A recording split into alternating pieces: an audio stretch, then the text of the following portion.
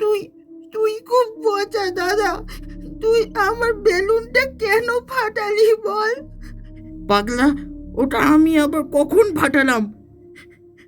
ও মা, দেখো না দাদা মিথ্যে কথা বলছে। সৌরভ, তোমায় কতবার বলবো সুশোভনকে জ্বালাতন করবে না? যদি ভুল হয়ে থাকে জিনিসটাকে স্বীকার করবে। মা, তুমি সারাক্ষণ ওর কথা কেন শোনো? ধুর! আহ, যা যা, মাকে বলটা দিয়ে মেরে চলে গেল। বোঝা ছেলে, বদমাস ছেলে। দাঁড়া বলছি, দাঁড়া দাঁড়া। গল্পের বেলতলায় আপনাদের স্বাগত। আজ আপনারা শুনবেন সৌমালো চক্রবর্তীর লেখা একটি অডিও ড্রামা শিকার। শুরু হচ্ছে আজকের নিবেদন, শিকার।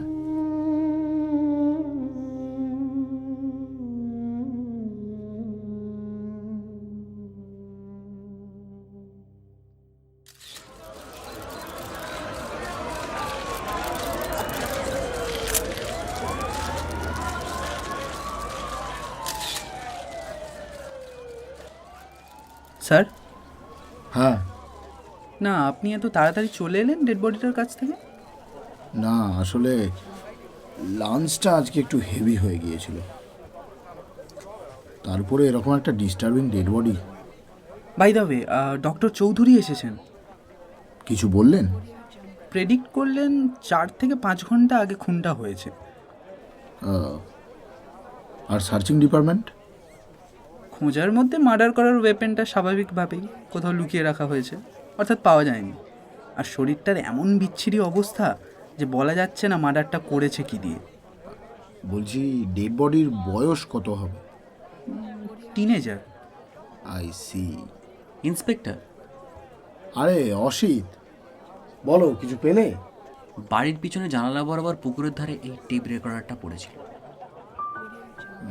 ইন্টারেস্টিং। দেখে তো নতুন মনে হচ্ছে। কোনোভাবে কি এটাকে পুকুরে ফেলার চেষ্টা করা হয়েছিল? আমার মনে হয় না। আর তাছাড়া বড়লোক মানুষ, হয়তো গানের টেপ পছন্দ হয়নি, ফেলে দিয়েছে। সব কিছু এত সোজাভাবে নেওয়া উচিত নয়।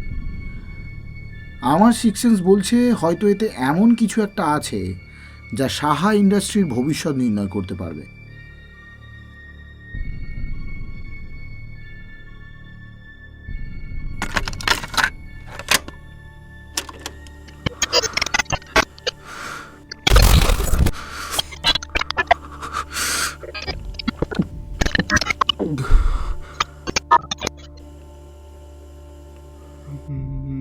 নমস্কার, আমার নাম সুশোভন সাহা। এই সাহা ইন্ডাস্ট্রির দ্বিতীয় বংশধর।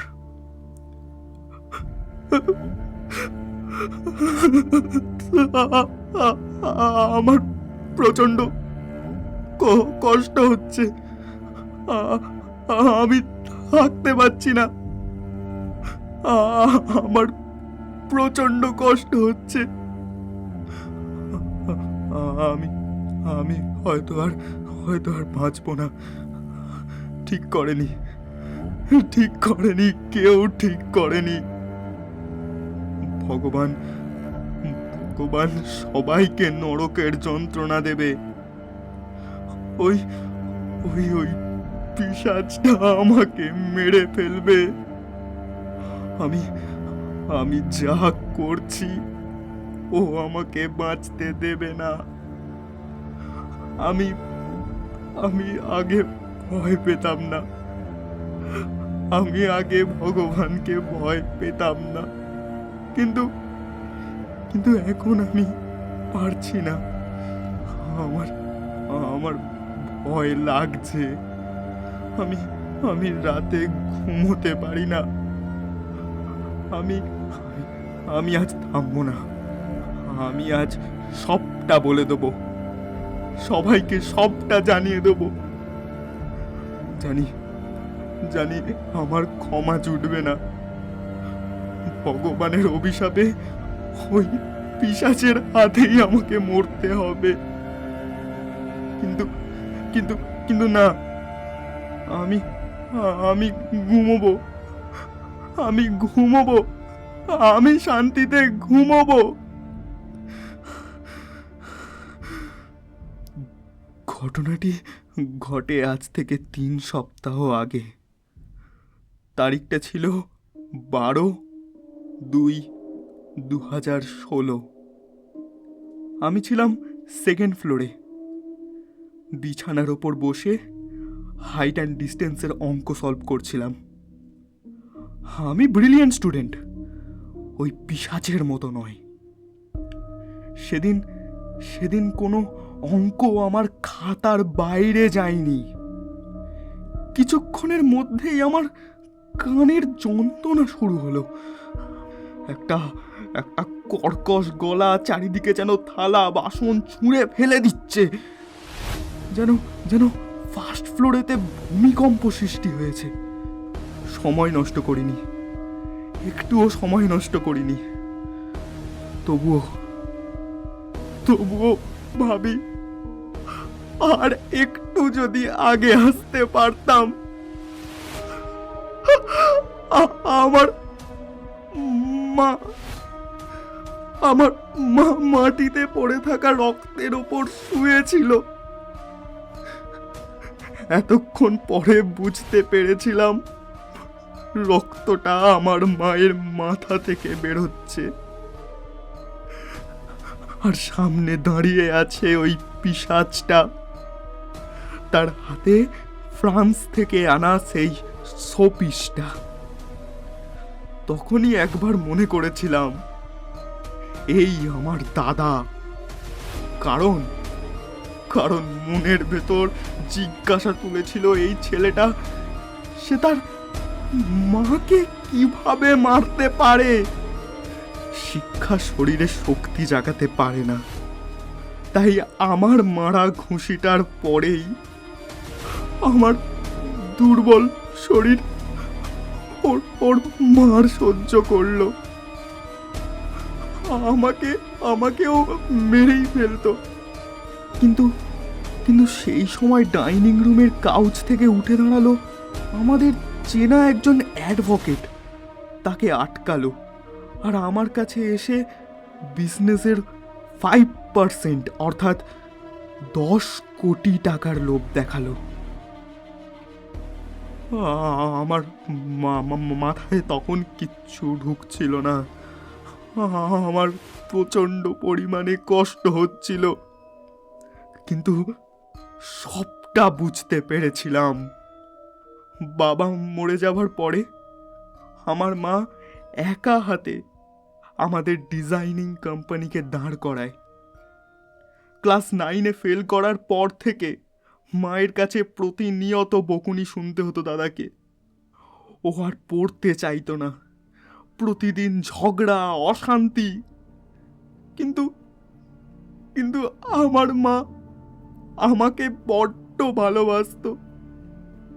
একজন অত নামকরা বিজনেস হোল্ডারের কোর্টে কেস চলল মাত্র 2 সপ্তাহ। পুরো ব্যাপারটাকে চেপে দেওয়া হলো। আমার ভয়ে আমাকে কিচ্ছু বলতে দেয়নি। নিজেকে প্রশ্ন করেছিলাম, লোভটা কি 10 কোটি টাকার? কিন্তু না, যদি তাই হতো তাহলে এই মাতৃহারা অশান্তি আমি সহ্য করতে পারতাম। তবে আজ আমি সবটা স্বীকার করলাম। আমার প্রচন্ড কষ্ট হচ্ছে, নিজের প্রতি ঘৃণা লাগছে, আর ওই পিশাচটার প্রতি জন্মাচ্ছে রাগ। জানি না এটা বলার পর আমি বাঁচবো কিনা। তবু কোনোভাবে যদি এই রেকর্ডিং কারোর কাছে পৌঁছায়, প্লিজ আমার মায়ের মৃত্যুর সুবিচার আমি চাই। প্লিজ প্লিজ, পারলে আমার শেষ 2 বাক্য সকলের সামনে ওই পিশাচটার কানে তুলে দেবেন। তোর পাপের বোঝা বেড়েই গেল, এসব করে কি সুখ এলো? গায়ে দিলেও সুখের চাদর, সে কি দিল তোকে ঘুমের আদর? তবে মৃত্যুকালে হলে বিকার, পাপগুলো সব করিস শিকার। ওই তুই কি করছিস? কি সব বলছিস? এ কি তুই এখানে? আমি কিছু করিনি, তুই এখান থেকে যা। কি সব শিকারের কথা বলছিলি? আর এই টেপ রেকর্ডারটা অন কেন? আমি কিছু করিনি। শুয়োরের বাচ্চা, তুই কি করছিলিস? কি করছিলিস তুই? দাদা আমি কিছু করিনি, আমার ছেড়ে দে। আমার মারিস না দাদা, দাদা আমার মারিস না, দাদা মারিস না আমাকে। ওরে শুয়োর, তোকে 10 কোটি টাকা খাইয়েছিলাম, তারপরেও এই খারাপ মুখটা বন্ধ থাকলো না। তোর যদি এতই পীড়িত, তাহলে তোকে মায়ের কাছে পাঠিয়ে দিই, তবে রে।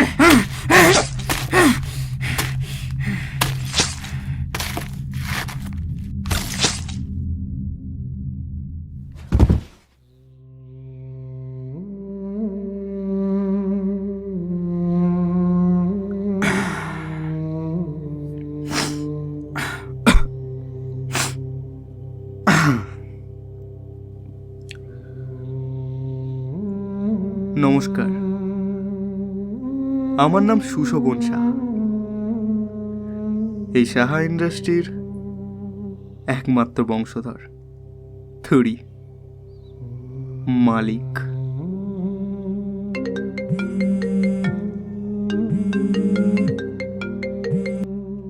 হ্যালো হ্যালো, কি ছোট বাবু? বলছি ব্ল্যাকমেল করার জন্য কনসিডারটা রেডি তো? মিস্টার সরকার, আপনি অ্যাডভোকেট হিসেবে ভালোই বুদ্ধি দেন। যদি প্রথমেই আমার কাছে আসতেন, তাহলে কনসিডারে আপনার নামটা নিতাম না। মানে মানে আরে ভয় করবেন না, ব্ল্যাকমেলিং এর দরকার নেই।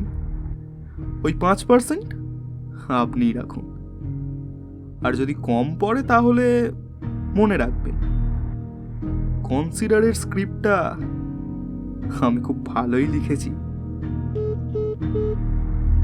যা কেটে দিল। ও এটার কথা তো ভুলেই গেলাম। সবাইকে শুভরাত্রি।